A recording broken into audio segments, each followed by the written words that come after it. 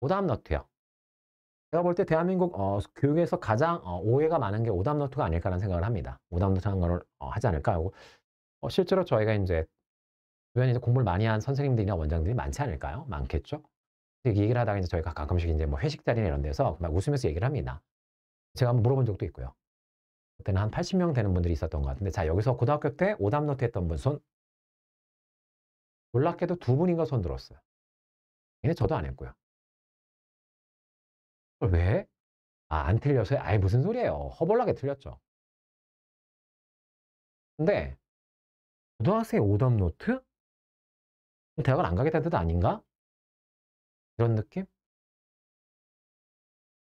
초, 중, 고. 초등학교 때는 교과 내용이 적습니다. 배우는 내용이 적어요. 우리 아이가 어떻게 해서 틀렸어요. 왜 틀렸지? 그럼 그걸 오답 노트로 예쁘게 정리를 합니다. 정리해요. 그래서 또 학원에서 이렇게 어머님들 오시고서 간담회 같은 거 할 때 이렇게 쫙 복도에 또 진열도 해 놓습니다. 보시라고. 우리 아이가 이렇게 오답을 잘 정리하고 있다고. 되게 중요하죠. 내가 틀린 거를 다시 내가 정확하게 이해해서 정리하는 건 되게 중요해요. 되게 중요해서 아무튼 초등학교 수학의 대세는 뭐야라고 하면 저는 그냥 오답 노트 작성인 것 같아요. 그다음 이제 중학교가 되면 학원마다 스타일이 조금씩 바뀌는 것 같아요. 네. 학원마다 스타일이 좀 바뀌고 이제 애들 머리가 커가면서 이제 갈리기 시작하는 것 같아요. 그래서 어 여전히 오답을 하는 오답 노트. 오답을 정리하라는 말과 오답 노트를 만들라는 얘기는 다른 얘기예요. 다른 얘기예요. 저는 지금 오답 노트를 만드는 일에 대한 얘기를 하고 있는 거예요. 오답 노트를 만드는 친구들이 있고 아니 뭐 오답을 해. 오답 노트까지 안 하는 친구로 나뉘기 시작합니다. 사실은 나뉘기 시작하거든요. 그다음에 제가 아는 한 고등학교에 올라가게 되면 상위권 친구들 중에서 오답 노트를 하는 친구는 거의 없다고 보시면 돼요. 사실은. 왜요? 모르는 문제 겁나 많거든요. 하루에 열심히 공부하면 국어, 수학, 영어, 과탐, 사탐 모르는 거 진짜 많죠. 그걸 다 적어요, 어머님? 그걸 다 노트에다 적어요? 이거 뒤에 나온 또 해설을 밑에다 옮겨 적어요? 문제 적고 해설 적고 진짜 코미디는 뭐예요? 반성. 뭘 반성해요? 모르는데. 아니 몰라서 문제 적고 해설을 했는데 그다음에 또 반성을 하래요. 뭘 반성해야 될까요? 이거 하나 하고 나면 이거 하나 할 시간에 제가 볼 때는 정상적으로 문제 한 10개에서 15개 더 풀 수 있거든요. 이걸 또 막 형광펜을 쳐 가면서 막 분홍색 뭐 초록색 아이 뭐 하는 짓이에요 이게 지금. 그래서 이걸 열심히 했어요. 그 결과 어떤 일이 벌어질까요? 요즘 애들은 모르겠지만 어머님들은 아실 거예요. 전화번호 기억나시죠? 예전에. 근데 우리 아이가 고등학교 때 전화번호부를 만들고 있는 거예요. 점점 두꺼워져요. 이게 오답 노트예요? 아니잖아요. 오답 노트의 본질은 뭐예요? 내가 뭘 틀렸어요. 그럼 내가 이걸 다시 봐야 돼요.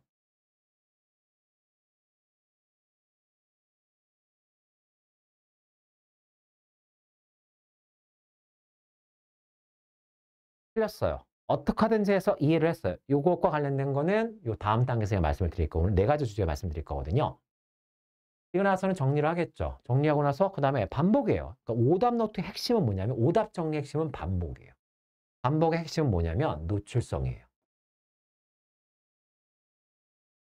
내가 어떤 문제를 틀렸다는 걸 내가 끝없이 인지하고 있어야 돼요. 근데 매일 공부를 하기 때문에 일주일 전에 내가 뭘 틀렸지 기억 못 합니다.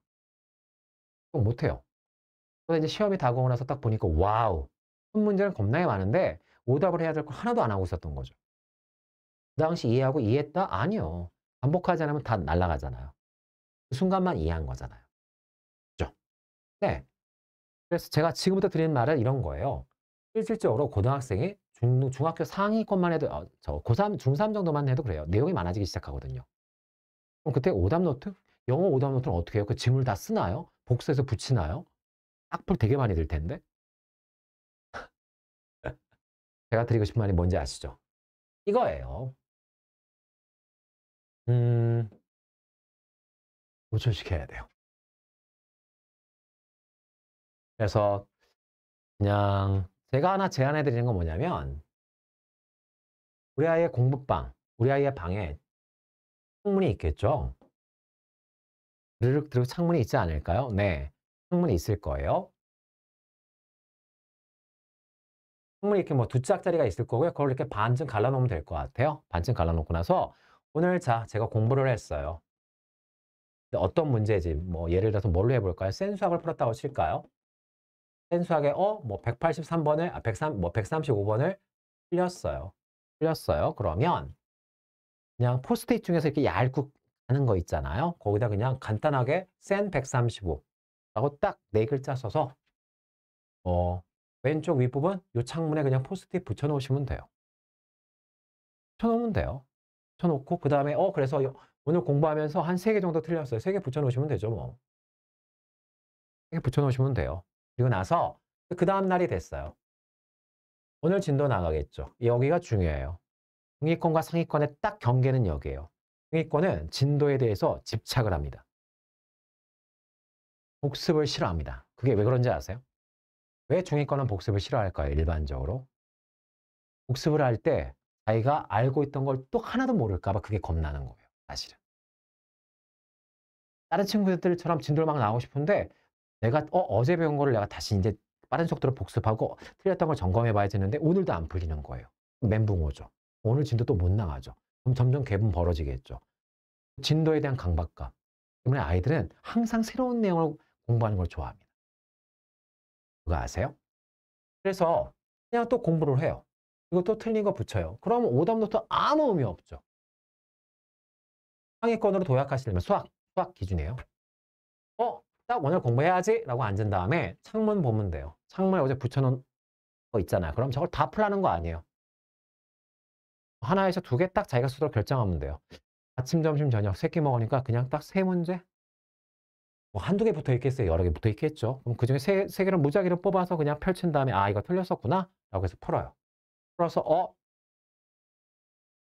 역시 나 잘 이해했어. 지금도 완벽하게 풀려. 버리시면 돼요. 휴지통에 있을 거 아니에요? 버리세요. 끝. 그걸 왜 갖고 있어요? 도대체? 다음. 겨우겨우 뭐 틀렸고요. 겨우겨우 이해했어요. 근데 틀렸기 때문에 붙여놨어요. 그 다음날 공부하기 전에 뽑아서 봤어요. 근데 여전히 뻑뻑해요. 여전히 뻑뻑하면 다음 유리창으로 옮겨놓으세요.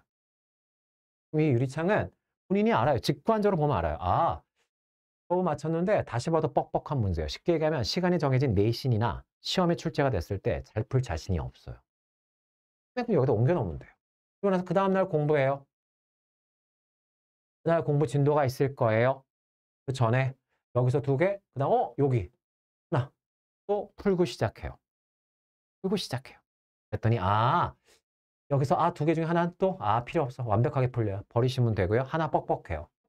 옮겨놓고요. 그 다음 뻑뻑했던 거 다시 풀어봐요. 그러면 웬만하면 3일 연속 풀면 풀리거든요. 그럼 버리면 돼요. 근데 아직도 좀 뻑뻑해요. 이게 오답 노트예요. 끝없이 노출시키고 끝없이 주기적으로 반복하고 그러면서 끝까지 살아남는 문제들. 그 문제들이 여러분의 약점이에요. 그걸 정확하게 극복하면 되고요. 그거를 선생님의 도움을 받건 친구의 도움을 받건 극복하시면 됩니다. 그게 오답 노트의 원래 목적이잖아요. 막 저기 뭐요? 문구점이나 또 인강 신청하면 다이어리, 그다음에 오답 노트 온갖 것들을 다 주죠. 볼 때마다 저는 진짜 깜짝 놀라요. 이 종이 낭비는 어떡하지? 애들 기껏해서 연습장으로 쓰잖아요, 사실. 그렇잖아요. 오답 노트를 안 해도 된다? 아니에요. 노트를 만들 필요가 없다는 얘기지. 반드시 이런 시스템을 자기가 만들어내야 된다는 거예요. 이건 내가 썼던 시스템이고요. 4년 전인가 전국에 수석했던 전국 발표 수석했으니까 하여간 네, 여학생이었는데 그 학생도 참 똘똘했던 것 같아요. 그 친구는 오답을 어떻게 정리했어라고 했더니 오답 정리하셨나요? 당연히 아주 많이 틀렸는데 어떻게 했냐 했더니 음, 양말, 색깔 다른 양말 2개를 항상 가방에 넣고 다녔대요. 빨간색 양말이랑 노란색 양말. 그래서 일단 오늘 문제 풀다가 틀린 거 있으면 이렇게 문제를 다 적는 거 아니에요. 그걸 왜 적어요, 도대체? 그냥 무슨 책, 1등급 수학, 57쪽 4번. 이 정도만 써도 충분하다는 거죠. 그래서 그냥 포스트잇이라는 종이에다 써가지고 이렇게 접은 다음에 빨간색 양말에 넣는 거예요. 늘 갖고 다니니까. 그리고 나서 걔는 그 친구는 그 다음날 항상 복권 뽑는 기분으로 뽑았대요. 손 넣어서 뭐 2개인가 3개 뽑아서 그날 공부 시작하기 전에 풀고 시작하는 거죠. 그래서 풀리면 아 이걸 왜 못 풀었어라고 한 다음에 버리면 되고요. 그다음에 안 풀리면 노란색 양말로 옮겨 놓고요. 거의 똑같죠.